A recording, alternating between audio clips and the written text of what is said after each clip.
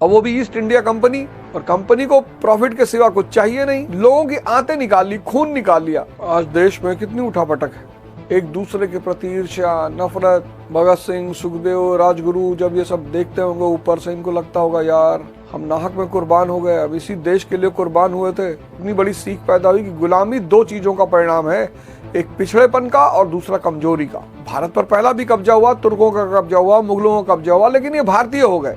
एक कैरेक्टर आज मैंने लिया, राजा राम मोहन रॉय।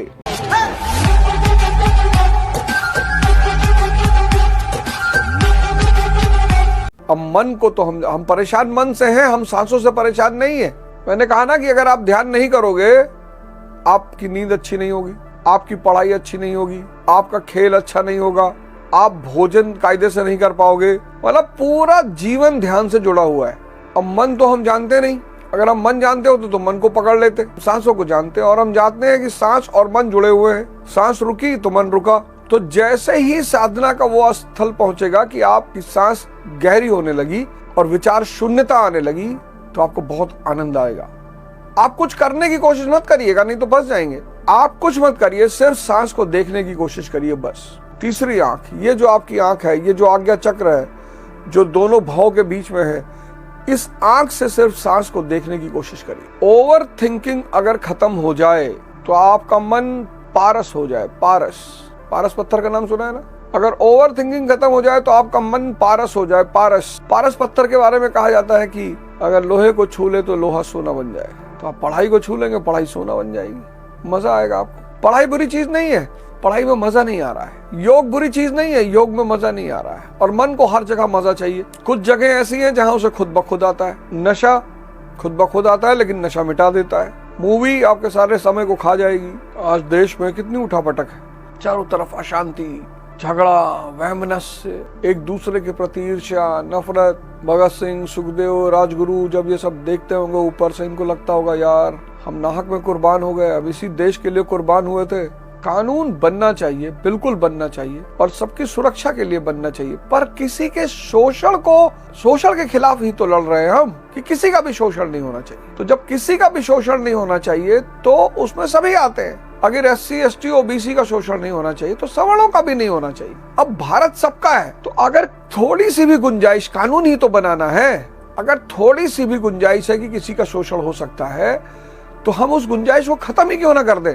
और आज जो हम लोग हैं, आज अब ऐसे अगर यूरोप में लोग कहने लगे कि भैया हम तो पादरियों को मारेंगे, इन लोगों ने हमारा बड़ा शोषण किया है, अगर यूरोप के लोग इस बात को उठा लेंगे, भाई हम पादरी की इज्जत नहीं करेंगे, लेकिन नहीं, उन्होंने अपने समाज को सुधारा। उन्होंने कहा हम किसी का शोषण नहीं होने देंगे, हम सबको बढ़ावा देंगे, सबको आगे बढ़ाएंगे, हम किसी का शोषण नहीं होने देंगे। कितनी मुश्किल से तो देश बना था ये। 100 साल की लड़ाई के बाद तो ये देश पैदा हुआ।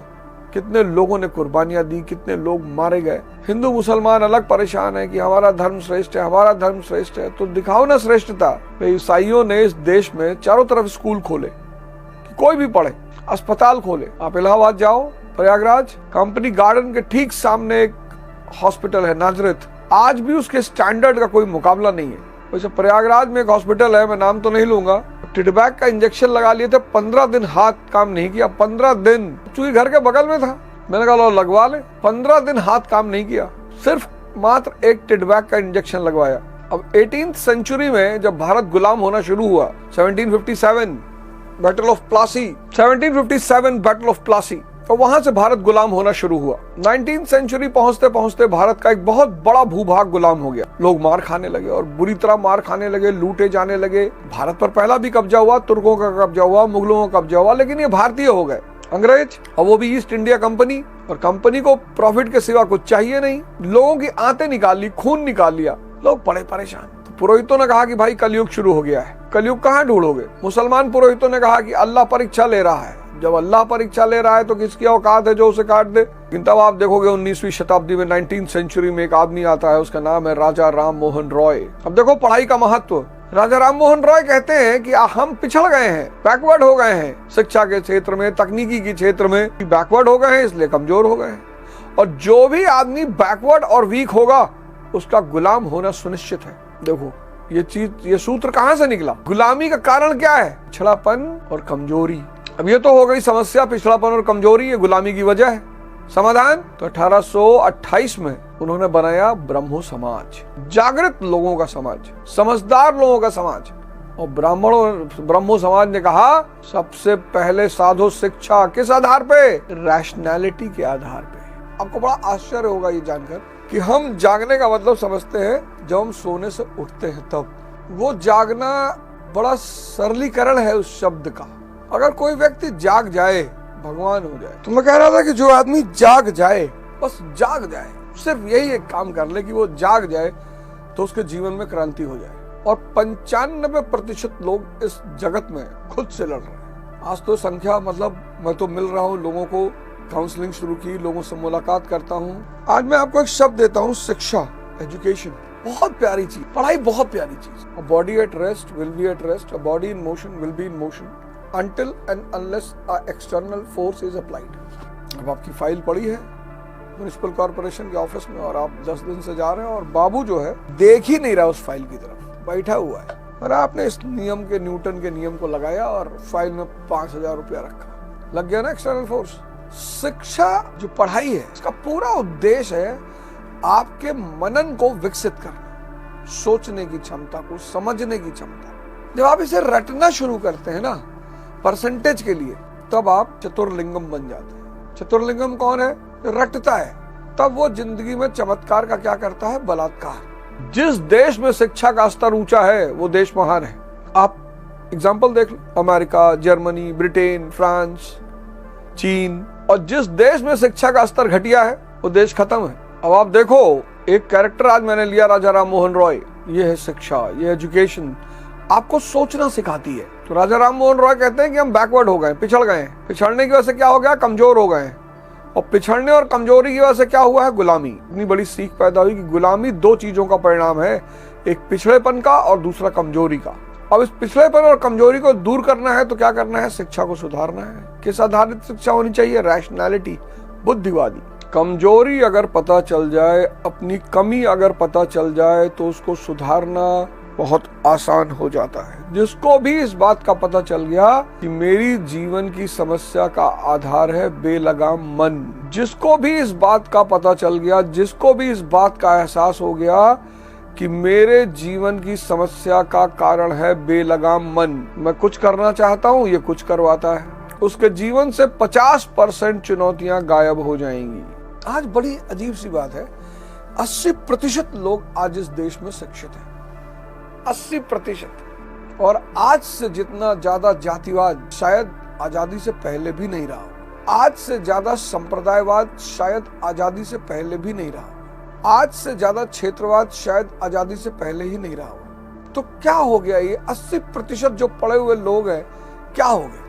क्योंकि ये चतुर्लिंगम मॉडल पर इन्होंने शिक्षा ले रखी।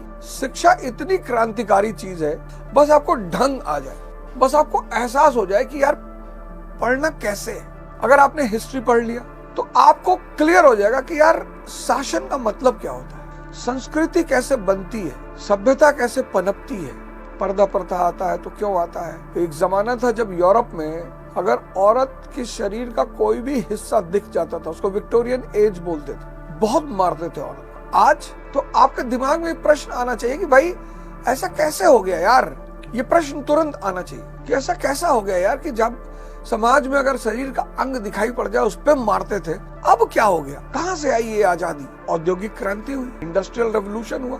अब जब इंडस्ट्रियल रेवोल्यूशन हुआ तो आज आप जहाँ घर का कंस्ट्रक्शन चल रहा हो तो वहां जाइएगा और आदमी से पूछिएगा तो वहाँ आदमी औरत दोनों काम कर रहे होंगे। आदमी से पूछिए कि भैया तुमको दिन भर में कितना मजदूरी मिल रहा है, तो अगर उसको 500 रुपए पर डे मिल रहा होगा तो औरत को 300 रुपए पर डे मिलता है। यानी औरत क्या बन गई? चीप लेबर, सस्ता उद्यम बन गई। अब उद्योगपतियों का सबसे बड़ा फायदा कहाँ से आता है? चीप लेबर से। अब औरतें किसके इंटरेस्ट में हो गई? उद्योगपतियों। अब उद्योगपतियों ने मन बनाया कि भाई औरतों को आजाद कराना है और यहीं से शुरू होता है फेमिनिज्म।